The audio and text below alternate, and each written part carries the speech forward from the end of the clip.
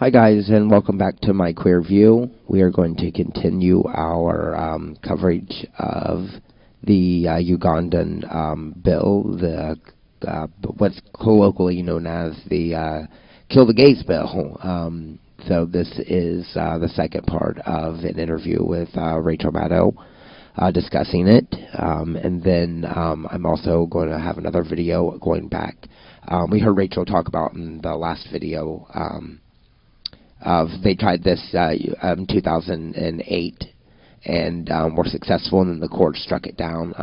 She's got a couple of an interview with the architect of the bill then that I'm going to be posting in the next few hours, hopefully as well. So watch the clip, and I hope you guys like it, and I will catch you guys later. Make sure that you like and subscribe. Thanks. Last year, Republicans in Arizona lined up behind a bill that would have punished teachers and opened them up to lawsuits. The idea was this: if a student was, for example, scared to tell his or her family that they were gay or transgender or thinking about those issues, and the student decided instead to talk with their teacher about it, well, this Arizona law would create an affirmative legal obligation for the teacher, forcing the teacher to call the student's parent and tell. And if the teacher didn't do it, Arizona Republicans said that teacher should lose his or her license, and it should be okay for the teacher to be sued as an individual. During that same session, Republicans also pushed legislation that would have banned books like Maya Angelou's book, I Know Why the Caged Bird Sings, or George Orwell's 1984, or F. Scott Fitzgerald's The Great Gatsby. They'd all be banned. Critics say that because of the way that bill was originally crafted, it would have also made it illegal to teach anything at all about homosexuality. You could not say that it exists. What those two bills had in common is that to create those bills, Republicans in Arizona consulted with the same far-right interest group, a group called Family Watch International. It's based in Arizona, but while that group is based in Arizona, they really only dabble in this stuff in the United States. Where they really do most of their work is overseas. This is a right-wing anti-gay group in America, in Arizona, that for years has backed anti-gay legislation in countries like Nigeria, where same-sex relationships are punishable by death, depending on what part of the country you're in. Along the way, this Arizona group has also forged close ties with the virulently anti-gay activists who were enthusiastic supporters in Parliament of Uganda's previous Kill the Gays bill. In March of this year, just weeks ago, this Arizona group was one of the key organizers of a conference in Uganda that hosted lawmakers, hosted elected officials from more than a dozen countries in Africa. At this conference, again, organized by an Arizona conservative group, lawmakers from more than a dozen countries gathered in Uganda and promised that in their home countries they would push legislation against the sin of homosexuality. Here's the head of Family Watch International meeting with her longtime friend, the First Lady of Uganda, at that conference. The First Lady said that during that most recent meeting, they discussed, in her words, concern about the imposition of harmful practices like homosexuality. American activists taking that message abroad. Well, now Family Watch International's efforts appear to be paying off. Just a few weeks ago, the parliament in Uganda passed what amounts to a new Kill the Gays bill that would impose the death penalty for certain offenses. It calls for life in prison for anybody who has gay sex. It makes it illegal to advocate for the rights of LGBTQ people. Advocacy would carry up to 20 years in prison as its penalty.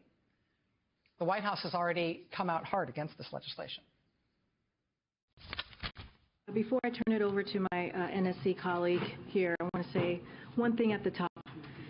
We have grave concerns with the passage of the Anti-Homosexuality Act, AHA, by the Parliament of Uganda yesterday, and increasing violence targeting LGBTQI+ persons. The bill is one of the most extreme anti-LGBTQI+ laws in the world. Human rights are universal. No one should be attacked, imprisoned, or killed simply because of who they are or whom they love. Strong criticism from the White House by the Biden administration for this proposed new Kill the Gays law in Uganda. The status of it right now is that it's been sent back to the parliament in Uganda for, quote, strengthening. Apparently, the president of Uganda wanted a provision added regarding so-called conversion therapy to cure people of being gay. But as far as we know, this thing could be reintroduced as soon as tomorrow. Our next guest, who's joining us live from Uganda, is one of the most accomplished, most respected LGBTQ rights activists in that whole part of the world. He told us today that the parliament in his country has issued notice that it's going to reconsider this bill during tomorrow's session. He says members of parliament have confirmed that tomorrow may in fact be the day. What that means for us here in this country is that, yes, the Biden administration has already spoken out about this bill, but if they are going to turn up the heat on this, if they are really going to try to use their influence to stop this, the time is now. The time is right now, as in tonight. Joining us now from Uganda's capital city of Kampala is Frank Mugisha. He's the Executive Director of Sexual Minorities Uganda. Mr. Mugisha, I really appreciate you being here. I know it's a dangerous time for you to be speaking out, and I also know that it's the middle of the night where you are. I really appreciate you being here, sir. Thank you so much for having me, and thank you so much for amplifying our voice now and back then when the Kill the Gays bill was just introduced. We appreciate that, and we need that for our voices to be amplified, not only in Uganda, but also in other parts of Africa where this kind of legislation is being introduced. Thank you for having me. Of course.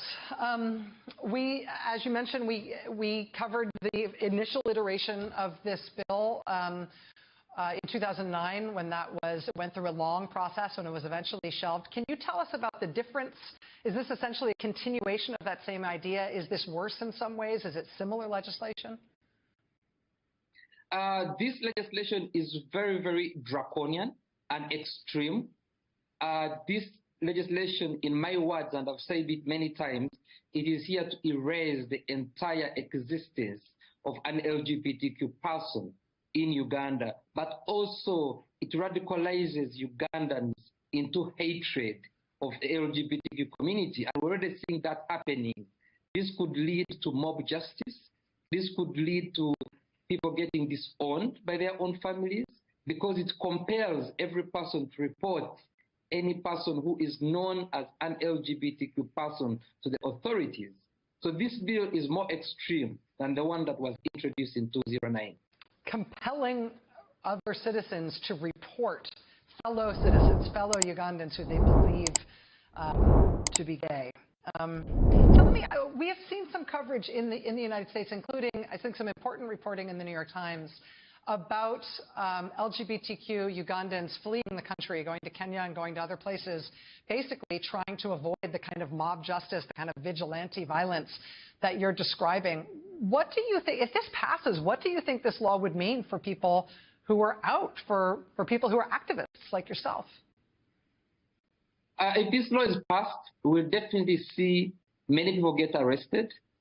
We will see many LGBTQ persons leave the country.